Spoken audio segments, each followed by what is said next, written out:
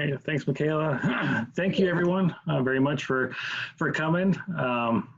Wish I could see all your lovely faces. In this format, definitely post your Q&As. I'm one that likes to do it kind of as we go along.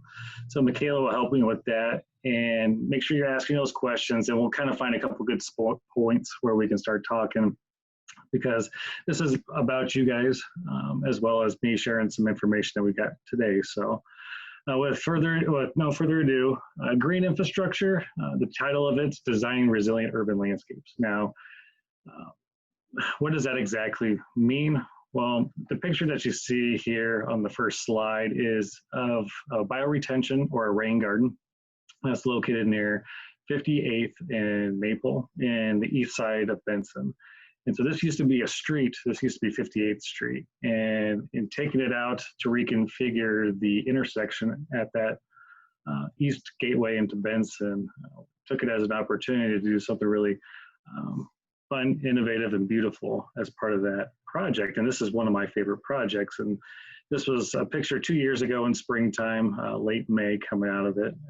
And it's just a beautiful landscape example of what can be done when we get a lot of good people coming together. Now, resilient. Okay, what are we talking about there? Simply put, would anyone here kind of call this a resilient landscape? Go back. Nice and pretty, right? I can take a pretty picture, but what oftentimes when we start talking about this stuff is, this is a picture from last year, later in the season, where there were some issues with the folks that were supposed to maintain it. And so then it becomes pretty overgrown.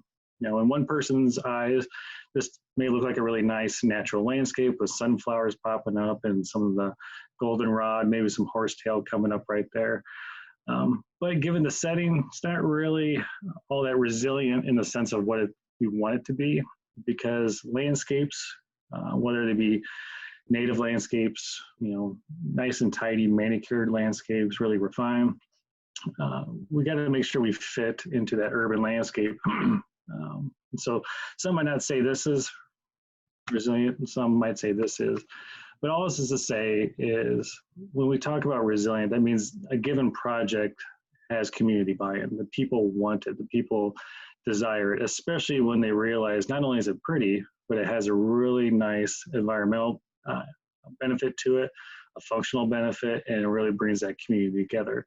So this is a picture from last fall, right before, you can see some of the volunteers in the background here, started to clean it up. The community came together themselves to get it cleaned up and get it back to looking really nice. And so now with community buy-in, that equals a lot of good things. So here's some good pictures that came from it, from the contractors that were there, pitching in, helping out, to the volunteers involved, and got that garden back together. So in my mind, resilient can mean a lot of different things, but when we talk about green infrastructure, gardens, landscapes, stormwater management, we really need to have community buy-in, because we can't do this by ourselves. We have to have that buy-in from everybody coming around. That said, a little bit about myself and the Omaha Stormwater Program, where I work. There's 8 program areas that we have for the stormwater program. You can see them listed there. Some of the things most people are common associate us with is construction sites. So when you see the silt fence around a site, or maybe the rock entrance, we help make sure that those construction sites are keeping sediment from leaving. We also got education outreach, which is one of the reasons why I get to be here with you today. Public participation is trying to engage people in everything that we do so that they can take ownership of it as well. Illicit discharges, and that's when we take complaints from the public about people dumping stuff into the sewers or into a stream or creek. Post-construction runoff is about using things like green infrastructure, like rain gardens, to help manage runoff from new development. Industrial stormwater deals with industrial sites and making sure the runoff coming from their sites are clean. Good housekeeping is all about us doing what we're asking everybody else to do. So as a city, we try to make sure we hit that same standard as we ask everyone else to. And then BMP assessment, what works and what doesn't work. And we'll touch a little bit about that today. At the end of the day, go to omahastormwater.org, take a look at, see what else we got going on. Now with stormwater management, some people may think there's an issue, some people may not. Sometimes it's out of sight, out of mind, sometimes it's right in your face, but all of this is to say is there are stormwater problems, whether it's too much with flooding, it's too dirty with water pollution, or it's coming really fast and furious, and we get all of a sudden our natural environment can't handle these fire hoses, these storm sewers shooting out into our streams and creeks that weren't designed to handle that kind of flow to it. If you were to take your garden hose and shoot it at the ground at a bare area, it erodes. So the same thing kind of happens when we take all these storm sewers and discharge them into our streams and creeks and rivers. The picture that you see on the right is of the Papio Creek, and you can see where the storm sewer used to be in the side slope of the creek. But over time, with all those flows, it really kind of erodes it out. And now a good chunk of that pipe is exposed, and that's a big issue as well. So we all know Omaha has great weather, right? Nice big thunderstorms at times. It comes in buckets, sometimes it's slow, dreary rain. This is the last 12 years of rainfall from Epley Airfield. And you can kind of see our average rainfall is 30 inches. We're hovering about around it, up and down early on. But since 2014, we've actually been above average every single year. Last year, we were just under 40 inches. This year here at the bottom, look at the NOAA website, National Weather Service website, and we're at 15.3 for the year so far. So we're about 5.5 inches below. An interesting thing to all this is to say, how many rain events is that? Sometimes it comes in buckets, sometimes it doesn't, but the graph here on the lower right talks about the number of events per year. And you can see in 2019, we had a lot fewer storm events than we had in 18. We weren't too off in total rainfall. So that kind of tells me we had a lot of bigger events coming during 2019 than we did in 2018. This year has been kind of a nice, not too intense of a year so far, but we'll see what's in for tonight and going forward for the rest of the season. Most of these rain events also are coming at 1 inch or less. So this orange piece of the pie, that's 4%. Only 4% of all those rain events are coming at 1 inch or greater. The rest of them are coming under an inch, which is great for when we start talking about green infrastructure and how we can really do our part to help manage the majority of runoff and rain that comes to our area. So what exactly is stormwater? If I was in a group with you guys and could see it, I'd ask you guys to raise your hand.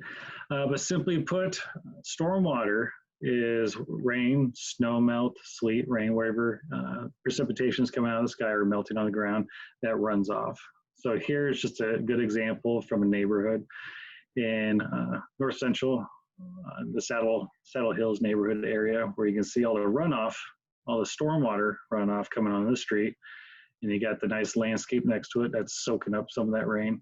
But this is what we're talking about when we're talking about stormwater, is that runoff. Now, the reason runoff is a big issue is because in our cities, or just development in general, we have things called impervious surfaces. This is buildings, driveways, sidewalks, parking lots. Whatever we put on the land and prevents water from soaking in the ground where it is, that's an impervious surface. So this is an area, this intersection, if you can see my mouse, I'm not quite sure if you can or not, is 72nd and Maple. So on the left side in the middle, those gray lines, that's 72nd and Maple. And you kind of have that area of residential on either side of Maple with commercial area in between. And if you were to count all the impervious surfaces in that area, we're talking about 53% of it is pervious. The remaining about 46–47% is impervious, with buildings being the most at almost 15 acres, driveways being at 7¼ acres. You can kind of see the rest from there. It's amazing how much this stuff really adds up on our lot, on our own home site or business site. we kind of take for granted that it's not necessarily, doesn't seem that big of a area, but once you start pulling it all together, it's pretty impressive the extent of those impervious surfaces. Generally speaking, a lot of folks will say 10% impervious surface in a given watershed is where you start to see degradation of your streams and creeks. And so we're well above that here. And that's why we want to make sure we are managing where we can the runoff that comes from those sites. So hopefully we can lessen its impact in the streams and creeks. Now, this particular video, I've got a few videos to show. I'm going to speed this up a little bit, but this is a really fun video from March of 2017. This is literally the very first thunderstorm of the 2017 season. And this is at the time a recently completed green infrastructure project at Adams Park near 36th and Maple. And this is where all the water from about 270 acres of a neighborhood is coming into. And you got two big pipes coming in, and that screen right there helps capture trash so it doesn't come into the park. But what this is kind of showing you is only on a 0.07 inch rain that came in about 7 minutes, we're seeing the very first amount of that runoff coming from the neighborhood. And from here, whether you can see it or not, the water is virtually black. It's really quite disgusting. And you can see it coming out. For the sake of time, I'm going to fast forward it a little bit. And you can see now how fast that water comes up. And this is only on 0.07 inches. A big area coming down, that water accumulates quickly and comes fast. And so now we have that dirty water that's going to eventually kind of get filtered as it makes its way through this particular site. So it's important. Pollution sometimes comes in buckets, like at the end of winter time. Sometimes it's not as much, maybe during the summertime, but it's always around. And it's always something we need to be managing. Now bring it down to a homeowner scale level. I'm sure everyone has places of work and in homes that they have various problems. And so some common water headaches that folks deal with from day in and day out, wet areas in the yard so they can't play. I was a landscaper, and so a lot of people will give me a call and say, I can't play in my yard because the yard's wet and the water just sits there. Sometimes it's water in the basement. Sometimes these people are at the bottom of the hill, and it acts like that video I just showed where all that water accumulates and it's a ton of water coming at your one property. Sometimes it's doing with erosion. Maybe we're doing a construction project on our house, and you can see this top right picture shows a front yard under construction with no sediment erosion controls and no vegetation. And what happens? Water runs off and then goes down the sidewalk and ends up in your neighbor's driveway or into the storm sewer. And those are common water headaches that most people have. And I'm sure everyone's got their own unique situations, whether it's that, we have our maple tree in the yard, and right here at our gate, there's no grass that grows underneath it. So that's always an issue as well. Not so much with the runoff itself, but because we have all this bare area, this downspouts coming here, and it just becomes this kind of quagmire of sorts where it's hard to figure out what to do with it. A number of years ago, I had a gentleman call that was forwarded to me from the extension office, and she said, yeah, you know what, maybe a rain garden would work, and give this guy a call and he can come take a look at it. So I go out. This is your typical split level home area in West Omaha, where we're at kind of the top third of this area, and then there's about 2 blocks worth of homes downstream from there. And so walk out basements, and water's kind of directed to flow through everyone's backyard. So I get there and I'm looking, I'm like, okay, I can see that. You can see where the water's going to go subtly through here in this kind of low spot through his yard. And then here's a picture between the yards where you have that swale that goes between the homes. Next thing, he shows me the pictures of a storm from June of 2008, and that shows water white capping on the fences, tons of water coming through, and even on top of it, lots of water peeling off through his side yards as well. That is just a ton of water, and something we're not going to be able to do or figure out here today is a rain garden isn't going to do you any good in this case. This is way too much water for that. But what can we do? What is even possible with managing that kind of water? The way to think about overall stormwater management at your home, place of business, wherever it may be, is how are you going to manage water that comes into, through, and out of your yard? Okay, so you got to handle it coming in because water flows downhill and there's nothing that's going to change that. We want to make sure we slow it down. We give it a chance to sink in the ground, spread it out, and then safely convey it downstream so we're not dumping it into our neighbor's basement or causing them to have a wet yard or whatever the case may be. But oftentimes, homeowners get kind of stuck in the sense of water's a problem, we got to fix it or we got to get rid of it. One of those kinds of scenarios, and we want to get it away as fast as we can. This was a case where you have a homeowner at the bottom of a hill where that river just showed here. This is the home at the bottom of that hill. And they had actually installed their own storm sewer system at one point to be able to convey water out and around their pool, because this water is coming in, imagine it coming in perpendicular to that wood fence on the left side. And water would be so intense, it would jump onto the deck of the pool and go into the pool. So there's a series of these manholes now in her yard to move the water. Unfortunately, it still didn't fix the problem, and came to try to see what we can do. This is a case of water's a problem, and most people, their reaction is to get rid of it as fast as we can. And this is due to a lot of common perceptions. We can control water. We can get it away as fast as we can. We can solve the problem by just moving it away. Looks like, you know, also as you can see in this particular landscape, we kind of want things to look natural, but we also like things nice and tidy in many cases. We also like native plants, and we assume native plants have no maintenance. And so when people are looking at solutions for handling situations like this one, they have all these misconceptions out there. One of the things try to talk with folks all the time and hopefully change those conceptions is we want to manage water. Like I mentioned, we want to manage water as it comes into, through, and out by slowing it down, giving it a chance to sink into the ground, and then spread it out. If we take that fire hose and we spread it out, that lessens the power it has to cause erosion. If we can sink it into the ground, there's just less water going to the next person's yard, and it doesn't accumulate like you see in some of the, like that video I showed. Slowing it down, if you slow water down, it doesn't erode as much, it doesn't cause as many issues. So can't control water, we can't control Mother Nature, we can hope to manage it.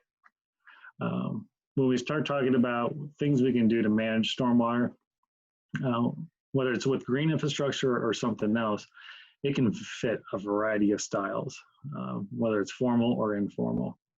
The notion of native plants being no maintenance, we live in an unnatural urban area, and no matter what we do, it's going to require maintenance of some kind at some point. And so there's no such thing as no maintenance. All landscapes require maintenance, including your traditional landscapes and your landscapes that manage stormwater, like green infrastructure practices.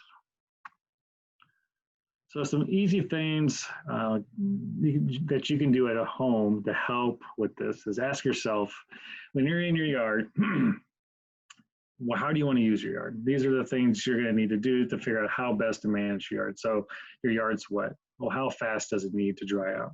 Do I really need to be out there 10 minutes after the rain and have a perfect backyard that I can play soccer on? If you don't need that, maybe your water could hang out for an hour or two.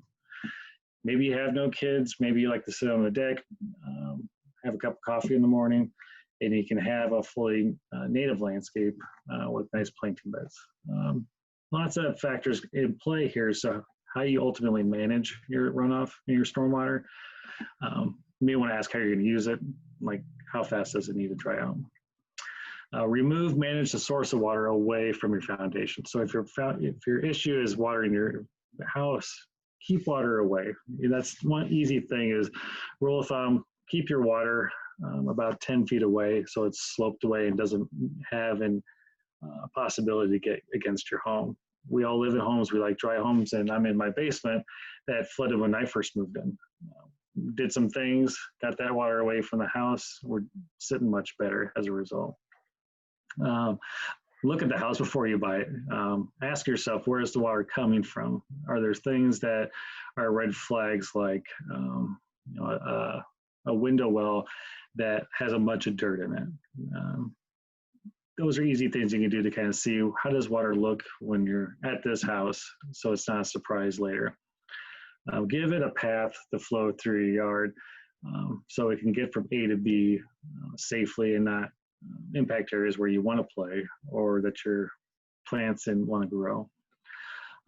So with no further ado, let's finally get into the fun green infrastructure stuff. If you do have some questions at this point about the whole what is stormwater, what are the issues, by all means, throw those questions up now. Happy to answer those. Andy, I have some questions. Yeah, so absolutely. Okay, the first question I had was, what is the problem if the drain, like when the drain was exposed from the erosion, why is that bad? Why was were you talking about a particular picture? Yeah, in the Papio, where like the Papio Creek and the oh, gotcha. It was like so far eroded out. Yep. Why is that bad? Yeah, that's bad. It's on a couple of fronts. Is if the infrastructure itself can't move the water, and let's just say a section of that pipe becomes separated from the next one, you can all of a sudden have water going where you don't want it, and erosion taking place that may impact the adjacent properties, for example. So this stream degradation is definitely pushing up against private property, and that has very real consequences for a lot of folks. Yeah. Okay. That makes sense. Yeah, good question. Anybody else, if you guys want to kick up questions in the Q&A, I'll ask Andy. I have two more. One is about, and you might get to this in this next part, but if there's any conversation happening with the city water management about rainwater capture and having that happen on like a larger scale. Mm-hmm. Rainwater capture is a great thing to do. I've got a few examples we'll definitely talk about here in a little bit. But on a larger scale,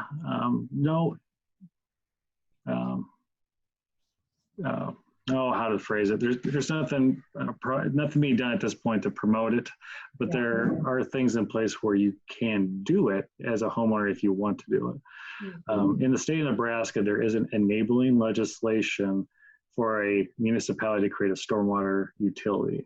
In other words, there's no mechanism for a city like Omaha or anywhere else to collect money to use the storm sewers. So in various places around the country, they have stormwater utilities where if you have X number of impervious surfaces, you pay X dollars to use the storm sewer. The relationship there is you're generating runoff that uses the storm sewers going. And all those sewers need to be maintained. Unfortunately, or fortunately, depending on how you look at it, there isn't that ability to have that source of revenue come in that helps to maintain storm sewers, but also is the basis for some of the community's incentive programs for promoting rain harvesting, for example, or rain gardens. Yeah, that's so interesting. Yeah. Would there be like, is there room for that to change in the future, do you think? I think it's always a possibility. From the little bit I know before I came here and know now, there isn't that push to do that enabling legislation. So I'm not sure if it's going to happen anytime soon, but there was a number of folks that lobbied for it, but it never went anywhere in the legislature to get that enabling legislation. Interesting. Okay, cool. And then last question here. This is Curtis, by the way. Last question that I had is kind of like a big idea, but with all the with the grates and the water that was coming through, like, is there would there be room in the future for like some kind of like community coalition to sort through that trash to see like what could be recycled, or you know, something like that? Because it looked like it was a lot of trash that gets stuck in there. That is it's one of the grossest things, but also most eye-opening things. I Yeah. got a picture of it coming up, and about every inch of rain, our sewer maintenance crew has a big vac truck, and this truck has a 1,500-gallon tank on the back of it. They pop off the grates on top of that structure and vacuum it out, Yeah. and it's about 1,500 gallons when they go to clean it out of just grit and trash and debris. I personally don't think it's a good idea to get into the recycle as much as I like to recycle. There may be some processes that provide themselves in the future, but the level of sharps that are in it, needles and some other things that you may not want people necessarily handling Yeah. is definitely a concern. But I think there could be a potential there to screen it or clean it out to a certain degree at some point. Good point. Yeah. Think about all the sharp things. Okay, well, all my questions were answered, and that's all there is so far. So. All right, great. Well, now the fun stuff. I got lots of pretty pictures coming up. Lots of good stuff to talk about. And hopefully, spur some questions. I'm going to go a little bit quick here. We're at 7:30, and I got plenty of pictures to show. But so we're all on the same page. Mention green infrastructure. So what is green infrastructure? It's simply an approach, a thought, and to managing stormwater that manages stormwater close to where it lands, because we want to preserve the natural landscape as much as we possible. It's the best thing we can do is not mess it up to begin with. We want to connect these pieces that may be disconnected between each other, connect them together. When we work together and connect these rain gardens, green roofs together, they have a much bigger bang for the buck. And we also want to mimic natural process. So we'll talk about permeable pavement, rain harvesting. Those are not natural, right? But they mimic natural processes that help hold water until we can use it again, like a good forest soil soaking up water and slowly releasing it to the plants into groundwater sources. Some common green infrastructure project types that are often used are rain gardens. That you see here, the picture on the right is a rain garden or a bioretention garden, one or the other, and we'll get into that here in a little bit. Rain harvesting that we talked about a little bit, and that's a rain barrel. It could be a cistern. Bioswales, sometimes people call them ditches. So it's a conveyance to help move water from point A to point B. Permeable pavement lets water go through the surface into an area that stores it and slowly releases it. Green roofs are just that, plants on top of the roof. Soil conditioning is when we take a porous soil, incorporate compost into it to make it more of a sponge that can have plants happy to grow in it, and they can soak up water. Wetlands, xeric gardens. Xeric gardens are gardens that can manage water that lands on it. And then the urban forest itself, trees are wonderful stormwater managers in green infrastructure. This particular video is of the Dundee Elementary School green infrastructure outdoor classroom. So if you ever get an opportunity, it's over off of like 56 in Chicago. Might get my streets wrong here. But this is on the north side of their school, where they had some really mature trees in an area that just wouldn't grow any grass. And the students and the parents would stand in mud, and it would just be kind of an unsightly area. So in this particular landscape, we were able to take some grant funds that we received from the state and design and incorporate a lot of different practices to help manage stormwater that comes off the school and into the school yard. And the patio that you see on your left and we just passed over, those are permeable pavement systems that let water go down into it and slowly convey itself through. We have some signage in that gray large cistern right there. That's a 300-gallon rain silo that's collecting water off the roof. And then once it's full, slowly lets that water down into that bioswale where it comes into this rain garden right here. And you can see our rain garden's full, and it's just starting to go through the overflow here on its way to the concrete swale behind it.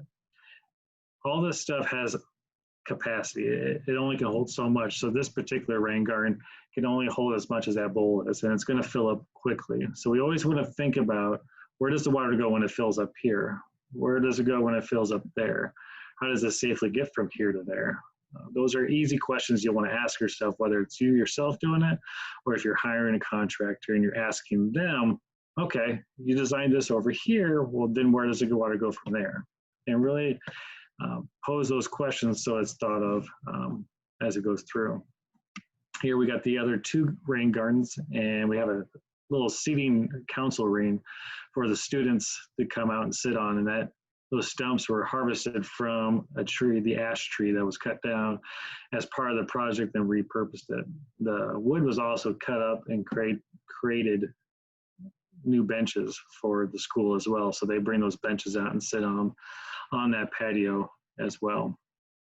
Coming down the steps here to their utility driveway on the north side of the school, we were able to come in, tear up the old driveway, and put in this permeable pavement system as well. In the wintertime, they could not use this area because it would get so icy with the ginkgo trees on either side. It's on the north side, so it wouldn't thaw out very well. But now the water can go down through those joints between the pavers, go into this rock area where it's stored, and then extra water gets daylighted into a ditch onto the left side of the road right there. So it's a real holistic approach to managing stormwater from the site. Some other, oops, let me pull that over here. So some other pictures to think of how you can use this at your home, for example. Here's a picture of a homeowner who decided to put a green roof on her home. This is right outside bedroom, upstairs laundry room where she could hang clothes here right on the patio, but then the rest of it was a green roof. And looking down from the green roof, you can see this water feature in the background, and that's actually collecting the harvested water from the rooftops into a cistern, and then that cistern feeds that water feature. So that water feature isn't using potable water at all, it's using harvested water. Here's a view from down below at ground level, back up at the green roof up there. And the reason I kind of show this is that, besides a nice looking lawn and some ornamentals here and there, you really don't know that there's a whole bunch of green infrastructure going on. In the area, kind of in the background, you can see these two tan totes. Those are rain barrels. The area just to the right of it, just to the right of the sidewalk, underneath the ground, that is where the 2,000-gallon cistern tank is. And that feeds the water features and 2,000 square feet worth of irrigation around the property as well. So here's green infrastructure in my home, and it's nothing glamorous, right? I got a small little rain garden here, just right by the Siberian iris. But my neighbor's downspout is shooting right at my property. And instead of, it's coming this way no matter what. So I might as well embrace it. So I rebuilt the wall to have a little dip in the retaining wall. And so when it rains, I have a water feature that cascades over the limestone wall, fills up this little area where I have some sedges, then comes down into my little rain garden that over time, I'm slowly making it bigger. So we can inch into green infrastructure to meet the time we have and the resources we have as well. And of course, the landscaper's yard is always the last one to get landscaped. But here we do a lot of stuff with schools as well. When we were receiving grant funds from the state a few years back, we were using that for demonstration projects, which is a lot of what some of the pictures I'm going to show you. And this one is where we worked with schools. Here we have our green roof that you can stand under to observe the rain garden here in the foreground while it's raining, with two rain barrels that capture the runoff from the green roof itself. Northwest High School. Steve Rohde worked with Rachel Ahrens at Northwest High School, which is a magnet for horticulture. And they did some service learning projects, and it turned out awesome, where the students designed this butterfly with the pavement being permeable pavement. The wings are 2 rain gardens. And now the students are always out there working in the gardens. And then behind where this picture is taken is a greenhouse where they grow plants, and have a really good program going there as well. Over the years, we've done some things like incorporating a summer camp, Aim for the Stars. And this is a case where you get a bunch of students out there enjoying the summer day for Aim for the Stars. And in this case too, we try to do a guess the volume amount where we filled up one of the rain gardens and had the community donate gift cards. So we would have people guess how much water would fit into the rain gardens that are on either side of that picture there. And it was pretty fun because then you can see the spread of people guessing 25 gallons all the way up to 200,000 gallons. And so it's really insightful to see how our perception of water can vary just even amongst a small group.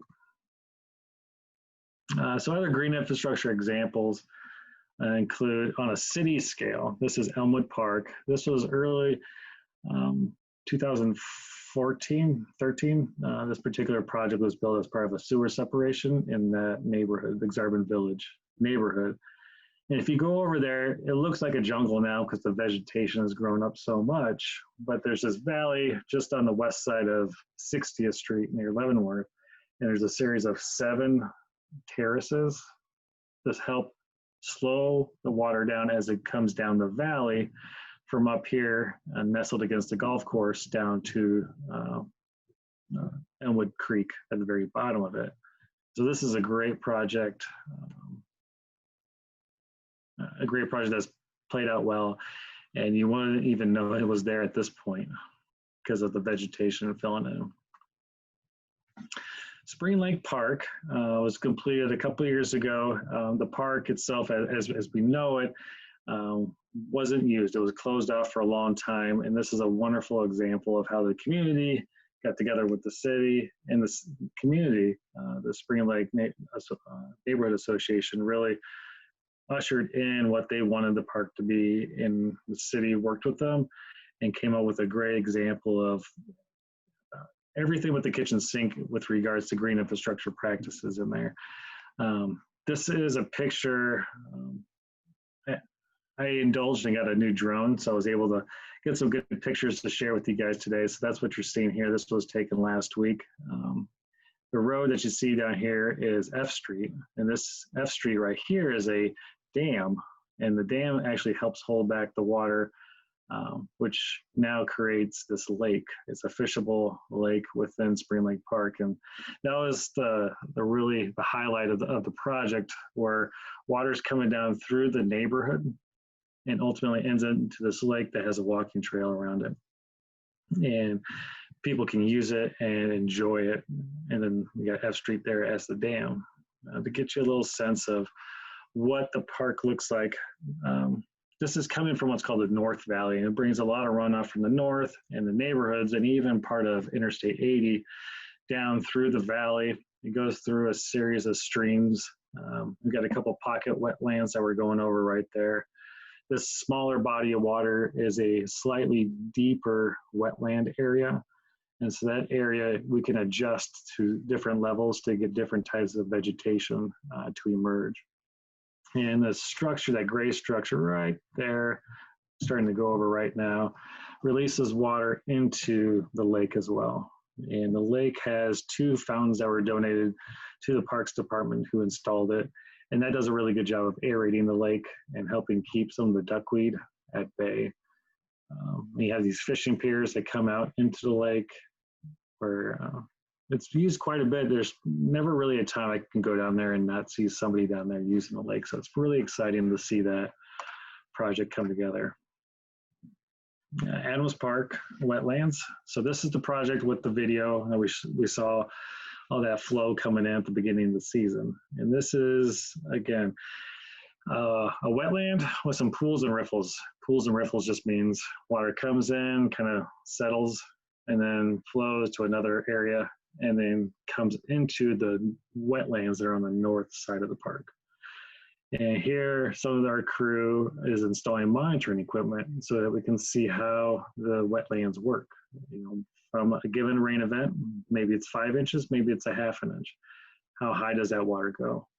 And so we're installing equipment there. When the water comes all the way in, the big green berm, that's a dam that helps hold water back. And this castle-like structure lets water back into the combined sewer on its way, flowing downstream, ultimately either to a treatment plant when there's no rain, but in wet weather bypasses and is overflow. And that's part of why that CSO program is going on, is to help stop that flow. This whole project saves millions of gallons of water from being overflowed as part of that, and really keeps water clean by giving this water a place to sit and infiltrate and create habitat. And here's a quick little view from the structure that all the water comes in. There's our first pool, and here's the riffle. This is a little conveyance between the pools. And cattails are coming in quite a bit at this point. Lots of really nice little blue stem grasses coming in, some blue grama. Once we get around the edges of the water, there's lots of different sedges in there, some iris. And so now we're kind of at the midway point in the park, where we have a beautiful park road that acts as a culvert and a means to kind of regulate the water as it goes into the wetland on the north side of this park road. You know, it's designed to be a road at some point, but the Parks Department will be likely keeping it as a vegetated area for people to enjoy. And then water comes into the wetland, meanders around in that wet area, and the darker green circles on the left side are depressions that, when the water gets so high, will actually go in there and settle and give it a chance to sit and take some more water off the system and give it a place to store. And there's this walking trail that goes through the area so we can get people involved into the landscape as well. And again, the jack-o'-lantern teeth on this particular structure are there to let water into or back into the combined system at a set rate. You know, the higher it gets, that means it's a bigger storm. And so that's why the opening gets bigger at the top. And so as that water comes up, it'll go in there. And there's a couple different holes on that structure we can open and close to either add or subtract water being held back. So it's a really neat system. Looks beautiful out there right now. If you get a chance, I would encourage you to go out there. Dundee Elementary School, I was able to talk a little bit about that with the video that ran, but it's a great example where here's the ash tree stump where we use it as a teaching tool, teach kids repurpose uses, in addition to showing how to manage water with the treatment train of a lot of different types of green infrastructure. Rain gardens are, so now we've talked about some projects, some good examples.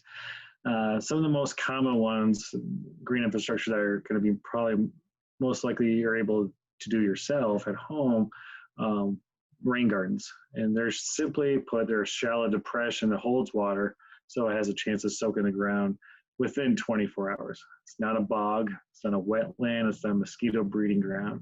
A rain garden will be dry more than it's wet. So this is my aunt and uncle's house.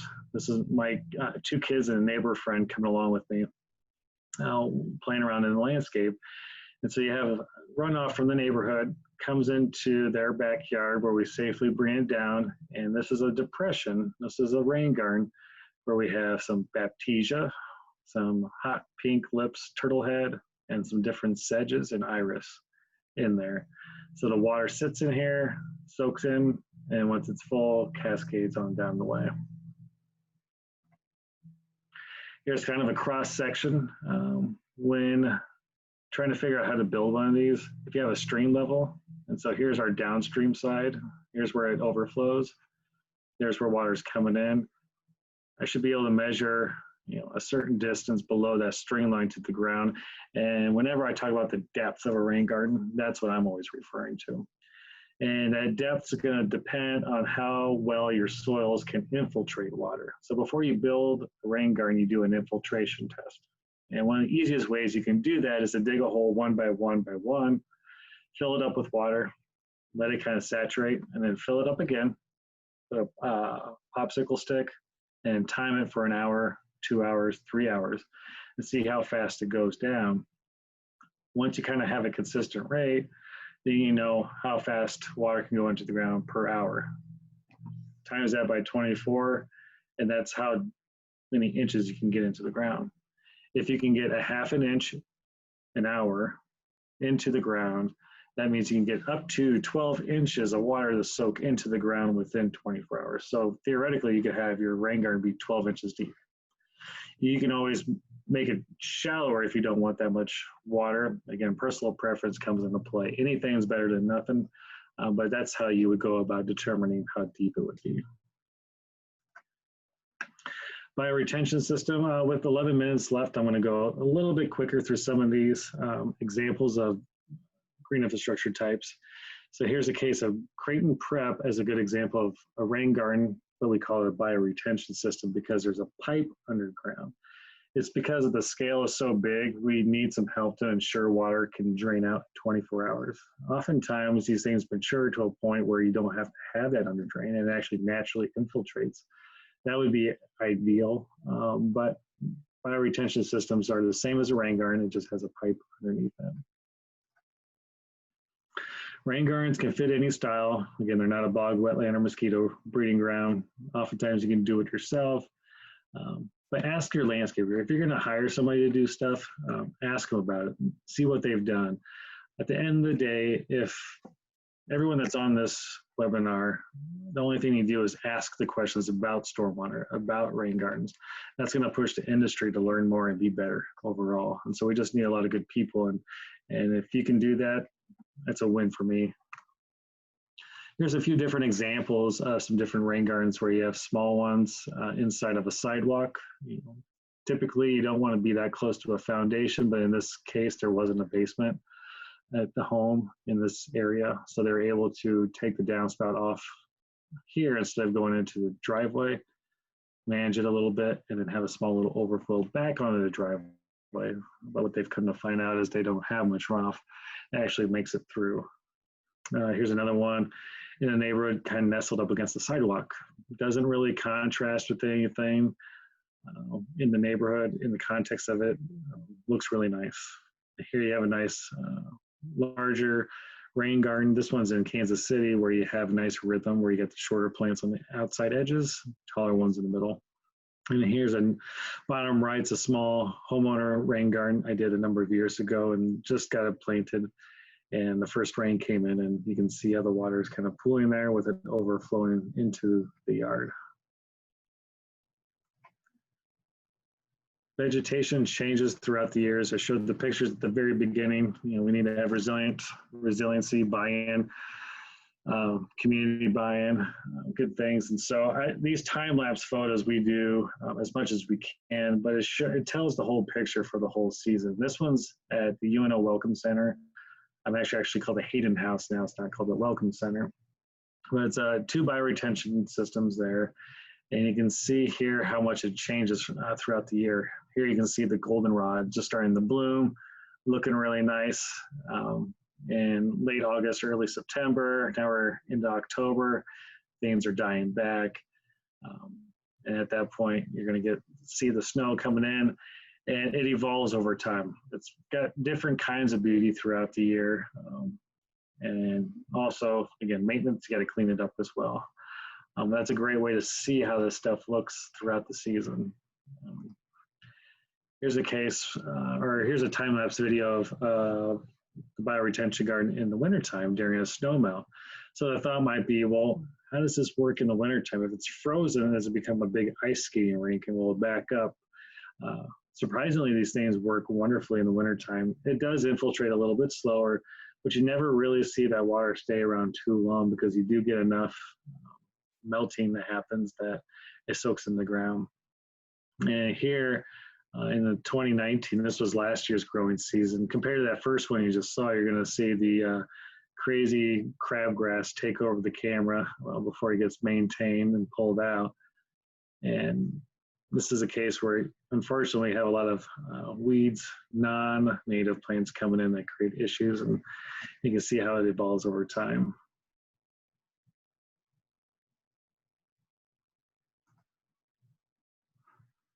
And one last one, I think this is the one that has to deal with the snowmelt event that happened in March of 2019, where you can see it melt.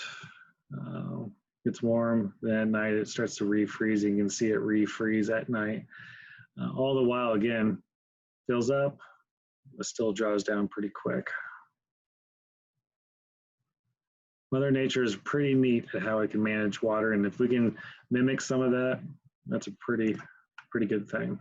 Now the plants we're using and all this stuff, whenever we can use native plants, that's great because they're used to growing here, but well-adapted plants work as well. So Neonips, native ecologically well-adapted non-invasive plant species.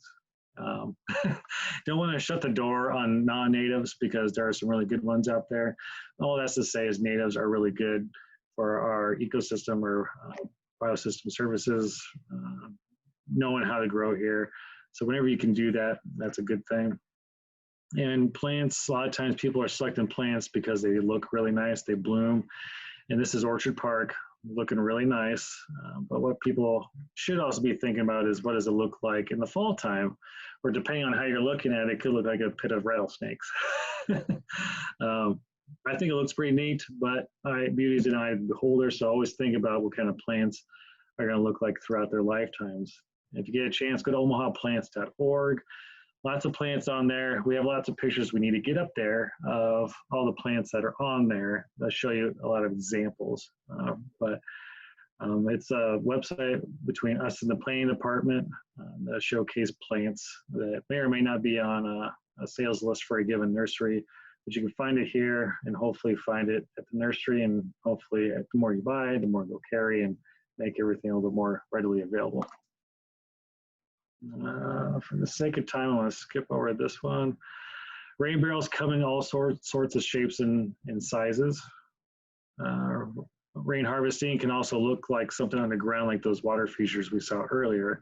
This is one proprietary system that's sold that you can do that with. Here's a picture of some stone columns where water bubbles out, and then you have a pondless water feature, for example. Green roofs are great. This is Central High School's new addition. So if you were to walk around to their new addition and look on the top, it's a green roof that you can easily see, and it had the beautiful skyline in the background. That homeowner with the green roof, I was lucky enough to work with her and install that particular green roof, so you can see the sedum roof that we put on at that time. Saddlebrook Elementary and Community Center near 144th and Fort Street, northwest of there. Really nice green roof. We do a lot of monitoring out there to see the benefits of it. And needless to say, there's a lot of really good benefits associated with the green roof compared to a traditional roof, with the amount of water that comes off, how fast it comes off. The Gallup campus downtown, they have a green roof as well. This was taken a few years ago, shortly after they had installed. Beautiful space up there that they can use for their staff and folks to get away and enjoy a little bit of nature next to the river. Permeable pavement, kind of your traditional pavers here, but the grass has what's called a cellular confinement system that lets grass grow up into it, but soak through, and I can also park a car onto it. So it gives you some structural support. So instead of paving it, we can have grass there that can hold the car and not rut out. Most permeable pavements have a series of layers of stone underneath it to hold that water before it goes through that under drain and slowly drains away. Example of a paver parking lot off of Leavenworth, about 38th and Leavenworth.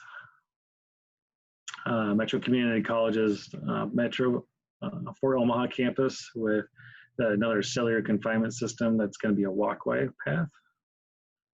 Creighton Prep with the clay brick pavers that lets water through it. Permeable pavers on the right, more of the cellular confinement system grass on the left where you can park cars on it for overflow parking. We have some porous concrete. So it comes in a lot of flavors, a lot of shapes and sizes. Here you can see Zorinsky Aquatic Water Park. The paver is going in and being cut along there. So if you get a chance to go out there, you can check those pavers out.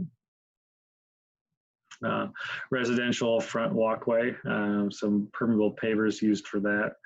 Winter performance is great with it, where instead of sitting on there and refreezing, water will go through the joints when it does melt, and you have less slippery conditions, less salt being used.